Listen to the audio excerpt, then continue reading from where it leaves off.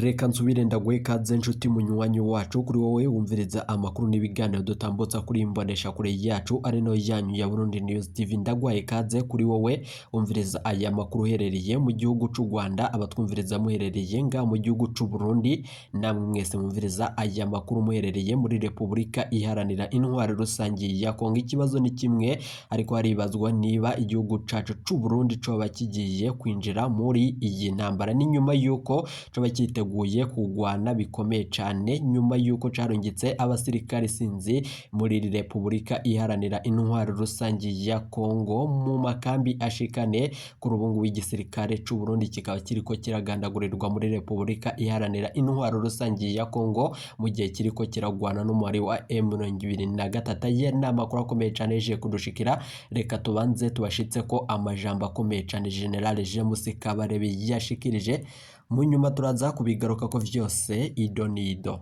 Kuvuga gutera u Rwanda se buruteye, abavuga kurutera ni benshi cyane ariko ntibarutera. So uwo ngo kuvuga kirirwa avuga umunsi wose nuramwumva nyine. Buri gihugu cyose aho kiva kikagera kigira ibintu bikigize. Muri Congo ni strategie y'Abafaransa, ni strategie y'Abafaransa yitwa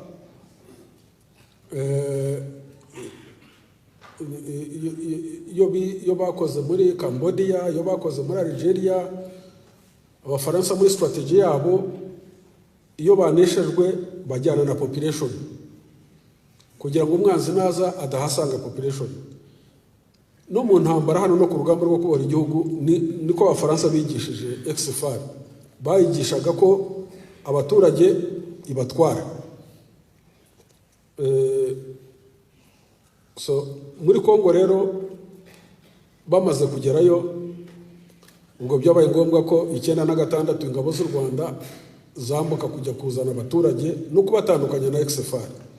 Iyo operation ntabwo yari yoroshye, ariko yateguwe neza, abaturage benshi barataha. Batashye exfar igumayo, ari igumayo muri ayo mashyamba ya Congo, ijya no mu bindi bihugu bituranye na Congo, ikomeza kwiyubaka mu buryo bukomeye. Ikomeza na infiltration, ariyo intambara z'igicengezi zageze hafi mu turere twinshi tw'u Rwanda, kugera za Muhanga, za Gakenke, za Burera, Musanze, Nyabihu, Ngororero, Gisenyi, Rutsiro, Nyamasheke, Rusizi, Karongi, aho hose na Muhanga hano hafi. So byagaragaye rero ko Congo izakomeza kuduteza intambara byanze bikunze, kuko historically yari yarafatanyije na FAR, arizo ngabo zari za leta n'interahamwe n'Abafaransa. Icyo gihe rero ingabo z'u Rwanda 1996 zagiye muri Congo, biba ngombwa ko na Mobutu avaho, zikuraho Mobutu, zishyiraho ubundi butegetsi. Bwari buyo igihugu cya Congo kiyoborwa n'uwitwaga Kabila Desire Kabila agezeho nawe ntiyatubanira nk'u Rwanda kubera influence y'ibihugu bikomeye. Urumva umuntu ashyizweho n'u Rwanda, ariko ibihugu bikomeye bimufiteho influence. Ubufaransa buraho, Ububirigi buraho, international system yose ya UN yaferinze u Rwanda mu gihe cya genocide, bose bamujya hejuru. Ibihugu bimwe byo muri Afurika nabyo byumva ko u Rwanda ari agahugu gatoya kadakwiye kuba kashyiraho umuyobozi wa Congo ngo nakumvire, bose bajya ku ruhande rwe, bamujya mu matwi, aratwihinduka. Atwihindutse Kabila afatanya n'interahamwe na exfar zari zikiri muri Congo, arongera afatanya n'ibihugu bya Afurika, agiye kubisaba, arabisaba, ariko n'amahanga yandi nayo aramufasha. Abafaransa baramufasha, baramobilizingira, basaba ibihugu bimwe bya Afurika kujya ku ruhande rwe kugira ngo badutere bafatanyije na exfar n'interahamwe 1998. Bigenze gutyo, muri assessment ya His Excellency asanga u Rwanda kugira ngo rutegerereze hano ku mupaka ururwane n'ibyo bihugu asanga bitashoboka. Asanga ibyo bihugu ni byinshi cyane, ni binini, bifite armies zikomeye, bifite za air force, bifite za mechanized, bifite ingabo nyinshi cyane. Asanga atabategereza ku mupaka. None kubategereza ku mupaka harimo na FDLR asanga bitashoboka. Asanga ko icyoroshye muri icyo gihe ari uko intambara yayitwara kure, kuko 98 ingabo z'igihugu zari zigihagarika jenoside, zitaragura ibikoresho, zitariyubaka, intambara twari dufite nyinshi cyane. Ahitamo intambara kuyijyana kuri. Niyo strategy yonyine yashobokaga. Yarabibonye asanga nta kuntu yategereza ku mupaka ngo arwane n'ibyo bihugu birenze 8 bishyigikiye Congo, bishyigikiwe n'amahanga menshi cyane, indege, iki byose. Urumva iyo ufite bikeya uko bikoresha. Ariko muri military expertise ye, muri extraordinary leadership skills ze mu bya gisirikare, asanga the only way yo kudefending u Rwanda ari uko yafata ingabo akazohereza ahitwa Kitona. Kitona naho Congo irangiriye ni ikibuga cy'indege kiri kuri Atlantic Ocean, niho Congo irangirira kuri Atlantic Ocean, niho ikibuga kiri. Ikibuga kinini cyane cyari cyarubatswe n'Abanyamerika mu gihe cya Cold War, igihe Abanyamerika bari bahanganye na Soviet Union. Bubatse ibibuga muri Congo kugira ngo bazabikoreshe mu gihe habaye intambara ya gatatu y'isi. Bubatse icyo kibuga cya Kitona gifite ibirometero nka 6 cyangwa birenga nka 12 wenda. Bubaka n'ikindi cyitwa Kamina hagati ya Congo, bubaka n'ikindi mu majyaruguru ya Congo cyitwa kirahitwa Gambari Isiru. So His Excellency nta bundi buryo yari afite mu gihe Kabila yaradeklarariza intambara ku Rwanda afatanyije n'ibihugu, wenda ntagiye kuvuga amazina kuko byinshi byabaye inshuti zacu, si ngombwa kubivuga, hari ibyuma, ariko birazwi ni ibihugu bikomeye pe. Buri kimwe muri byo budget yacyo y'ingabo z'igihugu budget y'ingabo yabaga iruta na budget y'igihugu cy'u Rwanda cy'uyu munsi. Ni ibihugu byari bikomeye pe, ku buryo kubitegereza ku mupaka kwari kuba ari ugutanga igihugu. Ariko His Excellency we abari imibare ye, aravuga ati ndohereza ingabo Kitona zifata icyo kibuga, noneho kuko Kitona atari kure ya Kinshasa, izi ngabo zose zagombaga kuza gutera u Rwanda ku mupaka ziraza kujya Kitona kujya gutera izi ngabo, noneho abe hano yubaka vuba cyane, akora recruitment, yubaka ingabo zishobora kwinjira muri Congo kudefending u Rwanda. So buying a time. Icyo yakoze yohereje ingabo kuri Goma hakurya muri Congo, zifata indege yaho yitwa El Zaire ku ngufu, gun point, zitwara abapilote mpaka Kitona. Kugira Kitona ubwo nuko bahatisha, no kuvuga ngo ninsanga Kitona banyiteguye indege barayirasa ingabo zose zihire mu kirere. Ariko ninsanga batiteguye ndarandinga abasirikare bavemo batangira urugamba, bafata ikibuga n'abandi babasangiye. Ubwo nuko yabyize neza. Nukuvuga ko pilot atagombaga kuvuga ko agiye Kitona, nukubwirwa ngo ugiye Kitona, ariko nuramuka uvuze ngo uri mu kirere ukakommunicatinga na Kinshasa ngo ngiye Kitona, pistol iri hano ku gutwi, ubwo nawe urabuhebye amagara yawe. So pilot agenda atavuze, ariko aragenda agera Kitona. Ageze Kitona twari tuyizi Kitona. Yabibaje Godfrey mwayoboye n'ingabo za Congo. Yes, twaraziyoboye. Kitona twari tuzi ko hariyo ingabo, ariko ingabo zidafatitse. Ingabo zose ntabwo ari ingabo. kuvuga ngo hari ingabo ntabwo bivuze ko utagira ibikorwa uhakorera. So ingabo zariyo twari tuzizi ko ziteye, komandi yazo, ibikoresho zifite, readiness yazo ziteye zite. So byari byoroshye rero ko hatera. So abasore rero bafata ikibuga, izindi ngabo zibasangayo. Noneho uko His Excellency yabipanze niko byagenze. Bya bihugu byose uko ari 8 byari bigiye gutera u Rwanda bitangiriye ku mupaka wacu hano, byose bijya gutera ingabo ziri Kitona, bijya gutera ingabo ziri Kitona, kubera ko Kitona ni hafi ya Kinshasa, ni ibirometero 500 gusa, kandi kuva hano ujya Kinshasa ni hafi 3000. Ubwo urumva bagombaga gutabara Kinshasa, babanza gutabara Kinshasa. Izo force zacu zagezeyo zari zifite amabwiriza yo kurwana uko bishoboka kurengera igihugu, kukitangira uko bishoboka, zapfa zashira ariko umwanzi adahera urugamba ku mupaka wacu na Congo. Kuko yaza umwanzi ngo ahere ku mupaka na Congo, imbunda zimwe yari afite ziremereye zari gushingwa ku mupaka zikarasa mu mujyi wa Kigali, zikarasa buri mujyi wose w'u Rwanda. Indege zari kuba zirasa hano mu Rwanda, ariko ibyo byose byagiye kurasa hariya. Noneho hano bihutira gukora recruitment. Ni nako recruitment yihuse cyane. Icyo gihe icyanadufashije cyane muri recruitment nuko aba exfari bari baratahutse bavuye muri Congo, cyagiye kitahuka ry'abantu 96. Aba exfari benshi barinjiye.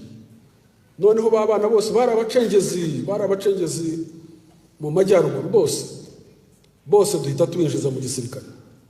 Kuko umucengezi se erega n'ibyo navugaga ideological clarity, umucengezi w'umuturage wa Gakenke, wa Ngororero, wa Nyabihu, wa Rusizi, umucengezi wavuga ngo afite interest cyararwanira iki? Umucengezi twicyo twamubwiraga tuti ko twarabafataga, twabwira tuti mwebwe muriho murarwanya inkotanyi. Barababwira gusa ngo murarwanya abatutsi n'ibyo gusa, ariko ni muze mu ngabo z'igihugu, murabona imbunda, murabona uniform, murabona umushara, murabona iki byose, mujye mu ngabo z'igihugu. Aho kuba umucengezi b'ingabo y'igihugu urengera igihugu, bajya mu ngabo z'igihugu. Imibare ba myinshi cyane, biroroha. His Excellency apanga front ebyiri, apanga ya Kitona, apanga no kwinjira muri Congo. Noneho aturutse ku mupaka wacu arinjira, afata Kisangani, hafatwa Kindu, hafatwa Karemi. Urumva intambara ayikura ku mupaka w'u Rwanda ayijyana ibirometero 1000 kure y'u Rwanda.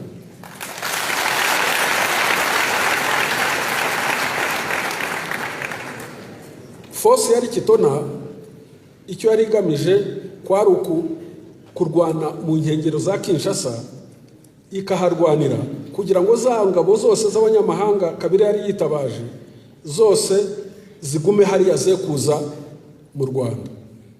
So ingabo zikora akazi kazo, arazisobanura neza uko zigomba kurwana, gorilla mobile warfare, muri ariya mashyamba ni hagari, noneho ni byiza. So intambara yahereye mu kwezi kwa 8 tariki 9, yarangiye mu kwa 11 gushira. Irangira ingabo zari hano mu Rwanda zacu zimaze gufata Congo, 1/2 cya Congo ziyikasemo kabiri.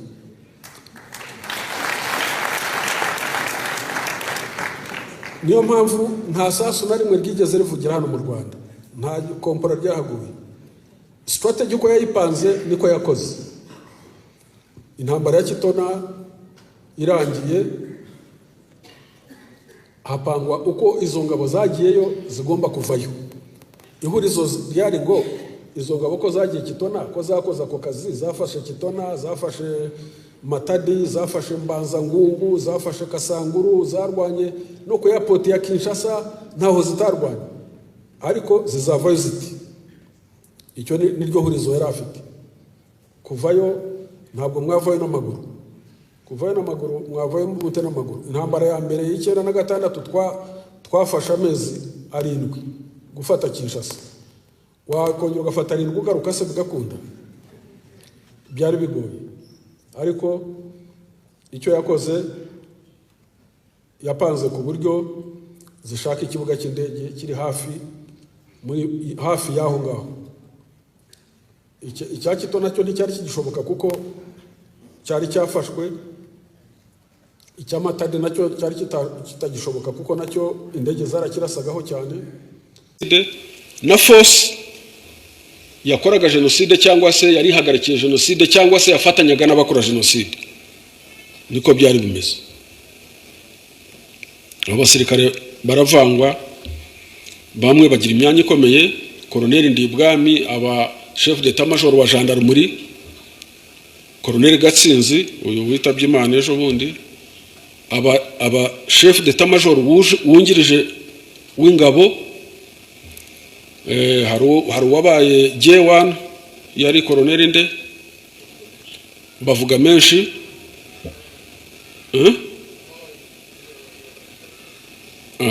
Habyarimana Bem aba DG muri Minadefu. Kanamugire aba director wa planning, nawe yari Colonel. Ni benshi cyane. Albert Murasira yarasuriye tuna ariko afite ubumenyi bwihariye cyane, yigishaga imibare muri university. His Excellency aravuga ati uyu nguyu wize imibare ni mumuzane mu biro byanjye. Aza mu biro bya vice president. Buriya urumva ni mu ex-FAR, amuzana mu biro bye uwo mwanya,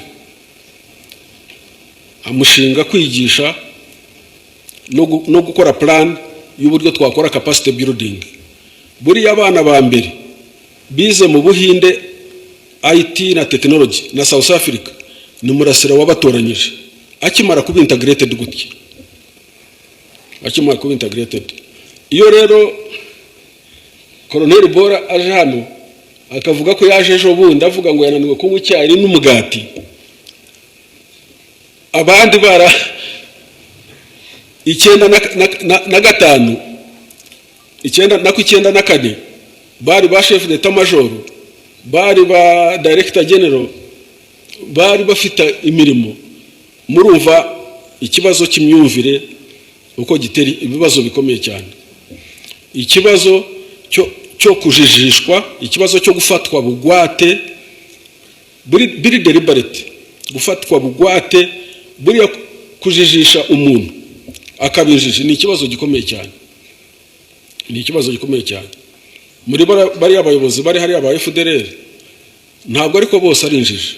Harimo abazi icyo bakora, bazi umugambi wa genocide icyo uvuze, bazi ideology ya genocide icyo ivuze, ariko abantu benshi bafite babafata bugwate nk'injiji ziri aho ngaho zo kuzagira ibikoresho, bakabatera ubwoba bakagumayo nyine. Ariko hari abandi baba bazi icyo bakora.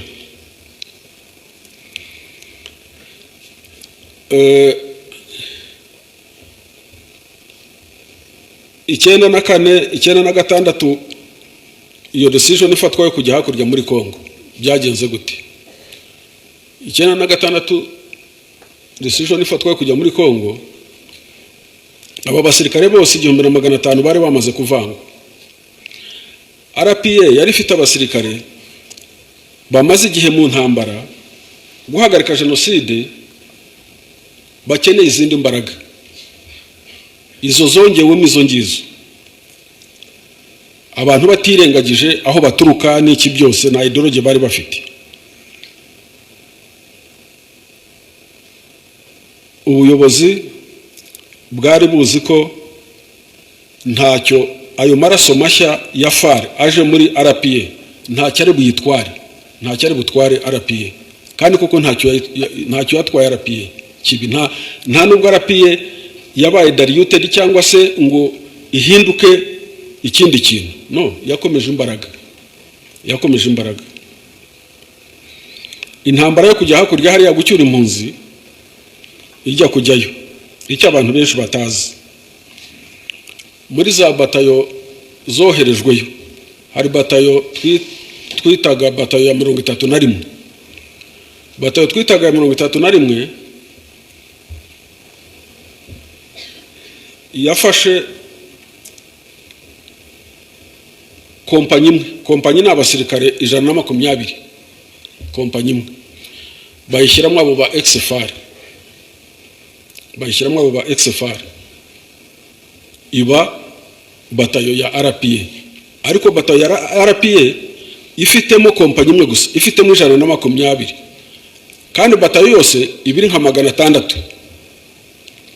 Iyo batayo niyo ngiyo yanyuze Bukavu igacaza Itebero, Musenge, Warikare, Tingitingi. Hahandi Colonel Bora yavuze yinjiriye igisirikare yakoreye training,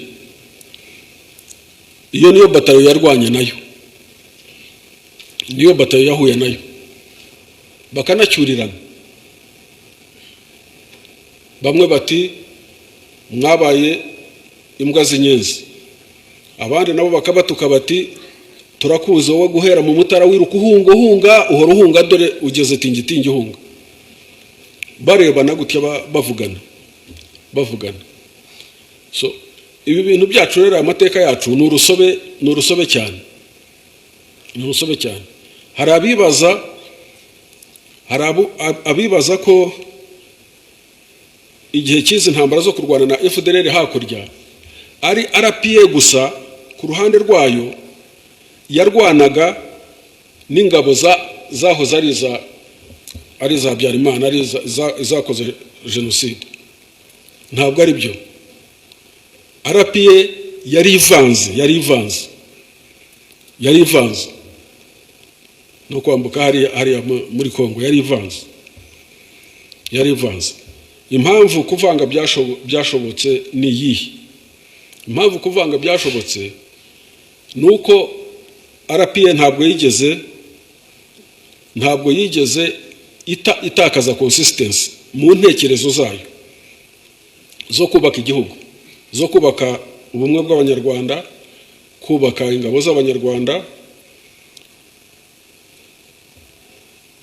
no kugira philosophe iri inclusive. So izo ngabo rero zari zivanze, zabaye imbaraga kuri RPA, zabaye imbaraga zikomeye cyane, zongeye imbaraga. Abaje kunanirwa barinaniriwe nyine, birumvikana. Abo ba Habyarimana, ba Colonel Ndengeyinka baje barananirwa kubera nyine iyo ideology, ariko amahirwe bari bayahawe, nibo binaniwe. Tujya kuvanga ingabo, ndibuka haje abazungu b'Abongereza, baravuga bati turagira ngo tubafashe kugira ngo izi ngabo ziri igako, ziri na Rubona zivangwe neza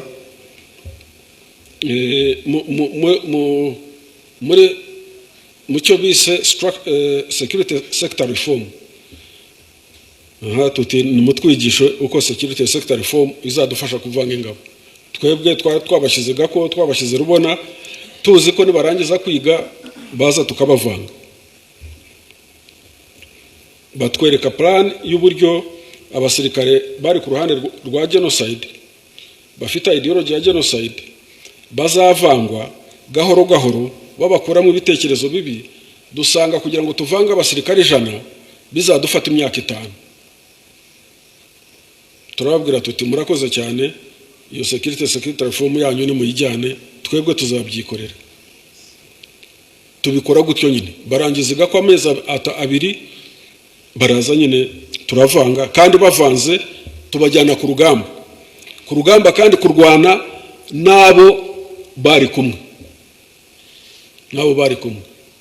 icyabishoboje niki icyo twaje kubona nuko abari abasirikare bakuru kuba integrated ngo atari kuintegra imibiri kuintegratinga n'ibitekerezo abari bakuru cyane muri grade byarabagoye integration yaranze pe ubwo ariko birumvikana ko uko ugenda uba mukuru ni nako ideology yindi uba warayihaze ariko abari abasirikare batoya abasize ofisiye n'iki kubavanga byaroroshye cyane bavamo n'abarwanyi beza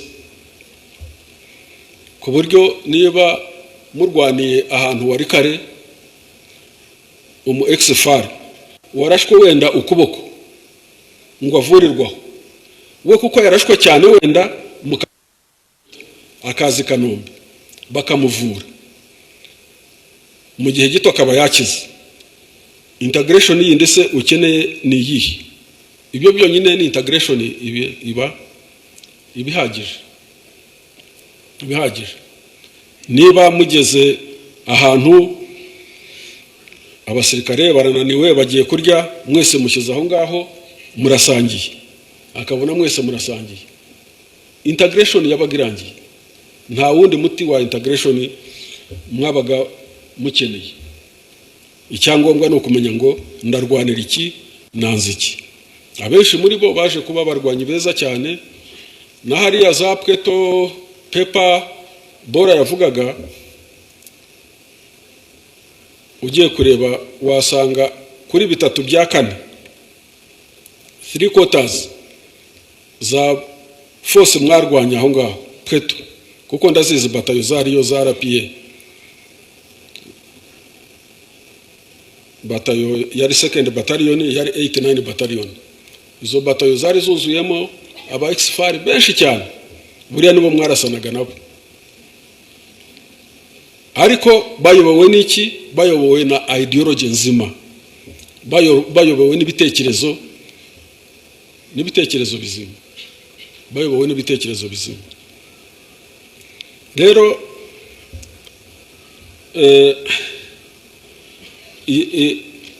iyi force ya FDLR iri hakurya hariya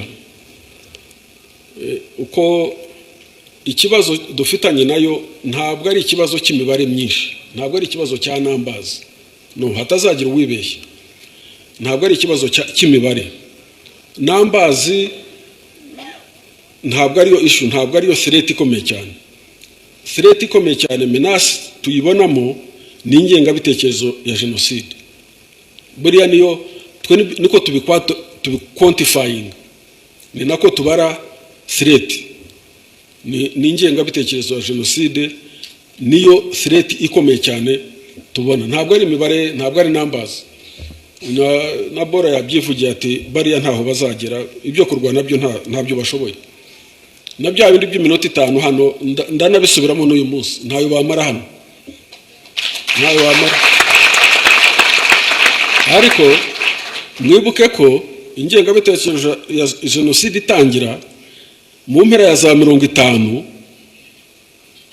yatangiwe n'abantu b'intiti bakeya cyane Dr. Bizimana agomba kuba wabazi kuko mu bushakashatsi bwe ajyana n'abavuga jabona abo njya numva bavuga n'abitwa ba Gitera n'abandi ariko mumenye ko abatangiye ingengabitekerezo ya genocide ntabwo ari abanyarwanda bose no ntabwo ari kuvuga ngo u Rwanda rwose abanyarwanda bangahe ngo barahagurutse ni intiti n'abantu bake cyane bashobora kuba batari bageze n'10 none se niba muri 59 abantu 10 barobatse ingengabitekerezo ya genocide nyuma y'imyaka 30 hagapfa miliyoni bakica miliyoni ubwo yongeyeho wagiye ubara ngo ni threat ntoya ntabwo ari threat ntoya twebwe niko tubara threat nuko tuyibona ntabwo wavuga ngo FDLR iri hariya ifite ingengabitekerezo ya genocide yamaze no kuyikwiza muri Congo aho igiriyeyo nta kindi yakoze no kuyikwiza muri Congo tuhana imbibi hano hanyuma ukavuga ngo ntabwo ari threat no ni threat ikomeye cyane bari abatangiye CDR minister yatubwiye abayitangiriye hano muri University ya Nyakinama bari abarimu wenda batageze 10 ariko sederi icyo yakoze mu gihugu mwarakibonye niba baratangiriye agatekerezo muri University ya Nyakinama. Sederi yari yubatse ku rwego rw'igihugu guhera hejuru kugera kuri siriri hasi, ari nako umutwe w'intera hamwe wayo wubatse kugera hasi. Niyo mpamvu mu mezi 3 hapfuye miliyoni y'abantu, ariko bitangiwe sederi itangiwe n'agatsiko k'abantu bake cyane. Rero iyo tuvuga FDLR ntabwo twebwe nambaza arizo tuvuga ibitekerezo byayo, tuvuga ibitekerezo uko itekereza. Bari abayobozi bayo bari hari abakuru bari nabagiye bapfa bamudacumura bande, ariko n'abahari bitwa ba Gasto Yamuremye, abari bitwa ba Ntawunguka Pacifique, uwita Omega. Bari ntabwo ari kuvuga ko batazi icyo bakora, no, abatazi icyo bakora wenda bafashwe bugwate ni ruriya rubyiruko rwavukiye hariya rw'abarwanyi batoye, ariko bari ku leadership yabo icyo bakora barakizi, jewe mu 2009 igihe cya operation umoja wetu ntuza yavuze Colonel Bore, nafashe telefone mpamagara Omega ariwe Colonel ariwe Ntawunguka Pacifique ari uyobora FDLR uyu ngo ndamuhamagara ndi Gisenyi, ndamubwira nti Pacifique uri umupilot wigiye piloting mu Bufaransa, ntabwo urinjije, uri umunyabwenge. Iyo ntambara urwana yo kumara abantu wumva uzayitsinda? Abandi ko batashye barwarakabije, ba General Jerome batashye, ba General Murenzi batashye, wowe watashye kuki udataha? Ushaka kuzagwa muri ayo mashyamba? Aranyibwira ati mon general, tereka nkubwiza ukuri, nzagaruka mu Rwanda nta mututsi n'umwe ukiri runo. Ndamubwira rero Ntawunguka, nta Rwanda uzigera ugeramo, uzagwa muri ayo mashyamba. Urumva bariya niko batekereza. Iyo tuvuga threat ya FDLR n'abayifasha tukabikorofaringa nka threat, ni ibyo ngibyo tuba tuvuga. Ntabwo u Rwanda rwaba rwaragize experience isa nayo guhera 59 intiti 10 zitarenze zikubaka ideology ya genocide zifashijwe n'abandi, nyuma y'imyaka 30 zigatsemba abantu miliyoni, ukavuga ngo the same people bari hakurya hangaha bafite the same ideology, ngo ntabwo ari serete, waba wibeshye. Nubwo yaba ari umuntu umwe, ufite iyo ideology ntabwo bakwiye kubaho, aba akwiye gushyirwaho hajya. Rero abo ngabo bagitsimbaraye hakurya hariya, wenda igihe with the time ndibaza ko uko ibihe bigenda imbaraga zizagenda zishira, hari n'igihe ndibaza ko nabigihe cyabo kizagera. Ariko ntabwo umuntu yabura kuvuga ko nubwo bose baba bari hariya, hariho abagera aho ngaho bagasubiza ubwenge ku gihe, ariko nabwo biturutse mu mbaraga nyinshi cyane, nabwo na approach ya yindi ya leta yacu na leadership ivuga ko buri muntu wese ni ukumugerageza, abantu bakamuha amahirwe. Hagera rwarakabije yaje ryari 2003. Muri 2003 twashatse contact ya General Rwarakabije. General Rwarakabije niwe wari chef d'état major general wa FDLR, nta wundi wari umuri hejuru. kereka abanyepolitiki, ariko mu rwego rwa gisirikare niwe wari top. Yari yagiyeho asimbuye uwitwa Bemera wihaye gutera 2001, amanuka hano mu Birunga, ageze hepfo hariya Kabere turamufata n'abapfumu b'abagore 5 ngo bamuraguriraga. Abapfumu b'abagore yari afite mu Birunga hano 5, nibo bari abapfumu be, ngo nibo bamubwiraga ko ari butera agafata igihugu. Bamuragurira nabi, amanutse ageze Kabere hariya arafatwa. Afashwe rero nibwo Rwarakabije yamusimburaga. Rwarakabije amusimbura, amusimbuye tubwira His Excellency, turamubwira tuti uko tuzi Rwarakabije na kera, kuko twabaga tubazi bose, nubwo twarwanaga guhera 1991 na 3 no guhagarika jenoside, buriya twabaga tuzi abaofisiye bakuru bose, twabaga tuzi nuko batekereza, twabaga tuzi ababi cyane, ababi buhoro, twabaga tubazi, twabaga tuzi ngo Bagosora ni mubi cyane, twabaga tuzi ngo Aloys Ntuwiragabo ni mubi cyane, twabaga tuzi ngo Anatole Nsengiyumva ni mubi cyane, twabaga tuzi ngo Colonel Rutayisire ni umwirasi gusa, ujya mu kabara agahagarara ku magaze ya byeri kuko yari afite amafaranga menshi. Bose twari tubazi, twabaga tuzi bose uko twagenaga turwana nabo. Turamubwira tuti Rwarakabije uko tumuzi ntabwo ari umuntu mubi cyane tutakumvikana, tutavugana.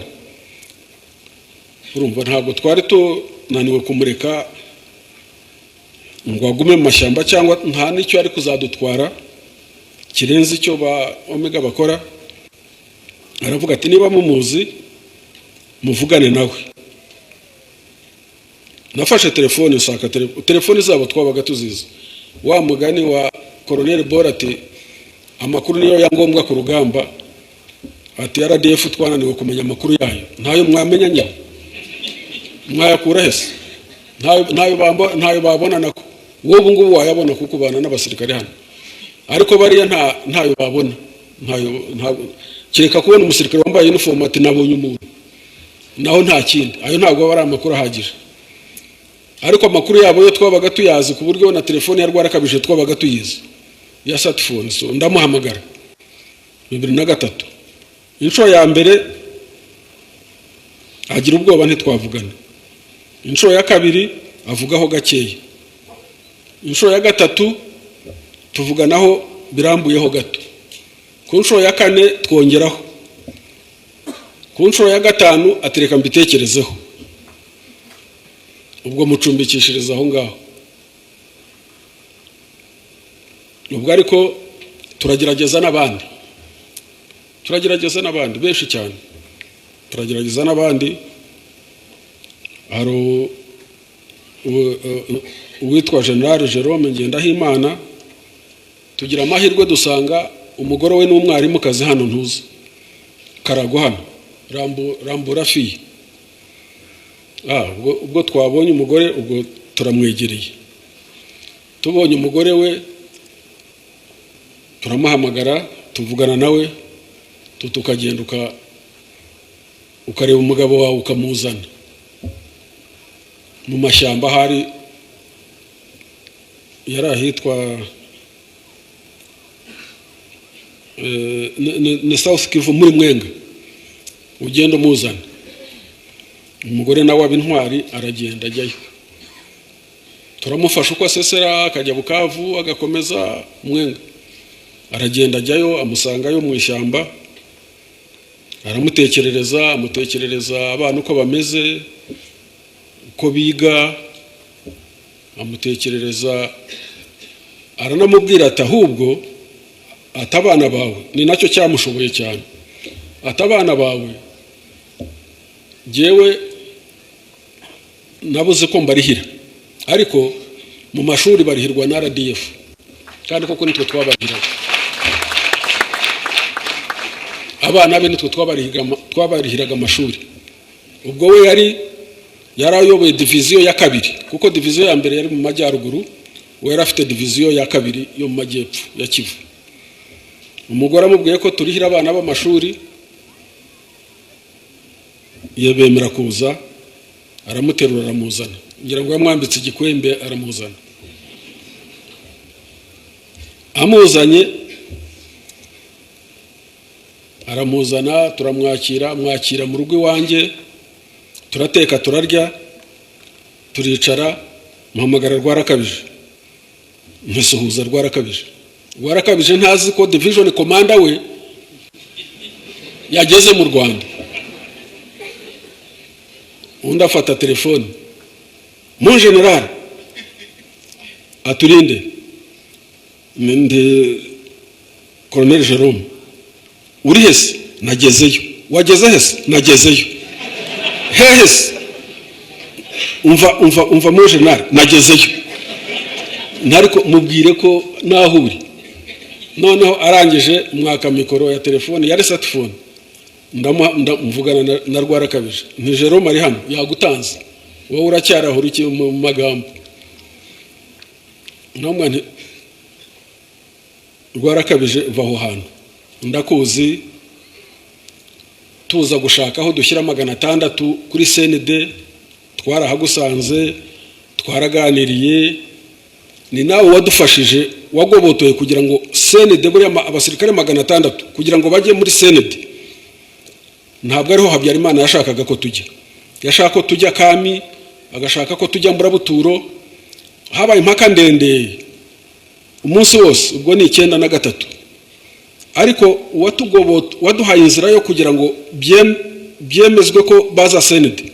Icyo gihe ni Rwarakabije, kuko we ntabwo yari hostile, ntabwo yaravuze atari ko saba abantu niba tuzavanga ari byo bajemo, ubundi CND murayibimiriki, n'ubundi ko tuzavanga dufatira aho ngaho. Kuva icyo gihe tumufata nk'umuntu utari umu extremist. Ndabimwibutsa rero, mwibutsa icyo kiganiro twari twaragiranye twaje kureba CND, ati nanjye ndaje, atari ko ngomba kubitegura neza, ati kuko hageze ubimenye, babimenye banyica. Urumva ni ukuriye FDLR yose, nta uri hejuru ye, ariko ati babimenye banyica. Rwarakabije nuko yaje kuza, afata inzira, azana n'abasirikare 120 barimo Colonel Karegeya, sinzi niba ari hano. Ari hano Karegeya? Ntabwo yaje. Ariko azana Karegeya atabizi aho agiye. Arababeshya ati turajya Bukavu. Ageze Bukavu, Karegeya agiye kubona bambutse Rusizi, ati ko tugiye mu Rwanda. Undi ati byarangiye ceceka. Nuko nguko Colonel Karegeya yisanze hano. Ariko Colonel Karegeya ubu nta kibazo, ameze neza, nta kibazo atwaye. Dusigaza undi muntu wari ukomeye twashakagayo. Dusigaza undi muntu wari ukomeye twashakagayo, wari ukuriye iperereza muri FDLR yose. Wari ukuriye iperereza, urwego rw'iperereza muri FDLR yose, yitwaga Colonel Murenzi Evariste. Colonel Murenzi turagerageza. Ubu Colonel Murenzi ni division commander muri RDF, ni uyobora division ya 5. Colonel Murenzi nawe tumutumaho ubwo, ariko abana be ba Colonel Murenzi nabo RDF yabarihiraga amashuri. Ubwo akuri iperereza hariya turwana, ariko abana be barihirwaga amashuri na RDF, ntabwo ari ya buruse ya leta, na RDF yabarihiraga amashuri. Bigeze kubasanga hano Musanze, babasanze Musanze, kamanda wari uhari asanga umugore afite abana ntibiga. Aramubwira ati abana n'abandi, ati n'abana ba Colonel n'abamurenza ari hehese, aba mu mashyamba ya Congo. Umufiseri avuga ati uwo ni umusirikare nkanjye, ati buriya abasirikare tugira ibibazo bimwe, ati ubwo ngubwo abana n'abigisirikare, abana tubarihira amashuri. Umwe mu bahungu ba Colonel Murenzi twarihiye amashuri, yarangije senior 6 mu Rwanda, ari mu ba mbere mu gihugu, abona buruse ya leta ajya kwiga muri Amerika, ubarangije PhD muri microbiology, arakora research ku miti ya cancer. Ni umuhanga cyane, sinzi ko n'abanyamerika bazamutusubiza, ariko yambwiye ko we narangiza neza nta handi azakora atari mu bitaro bya gisirikare Kanombe. Na mushiki we nawe ubu ngubu ari muri Amerika arakora masters. Murenze nawe wari ukuriye iperereza muri FDLR nawe araza arataha. Bose uko baje bajya mu gisirikare, bajya mu ngabo. Ya integration security sector reform y'Abongereza batubwiraga izamara imyaka 5, twebwe turayikora mu buryo bwacu bwa Kinyarwanda kandi ikoroha cyane, nta kintu na kimwe kivunanye, nta kintu na kimwe kimvune kirimo. Twagiye kugera 1999